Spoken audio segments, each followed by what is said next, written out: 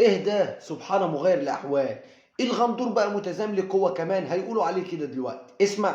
وبمناسبه بقى اكبر قلعه رياضيه في مصر، انا رسالتي وجها لوجه اهو للكابتن حسين لبيب رئيس نادي الزمالك، حتى لو زعل.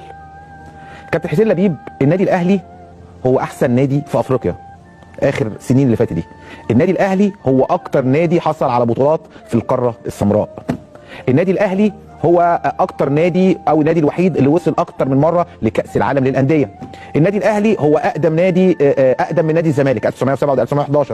النادي الاهلي هو بطل الدوري اللي فات وبطل كاس مصر. النادي الاهلي هو بياخد رعايه اكتر من الزمالك يا كابتن حسين يا لبيب. النادي الاهلي يعني اسمه بقى اسم كبير جدا في القاره السمراء، بل كمان في على مستوى العالم بقى معروف بسبب مشاركته في كاس العالم للانديه. النادي الاهلي، انا بوجه رسالتي للكابتن حسين لبيب، وانه قال ان الزمالك اكبر قلعه رياضيه في مصر، وبوجه رسالتي كمان لجمهور النادي الاهلي.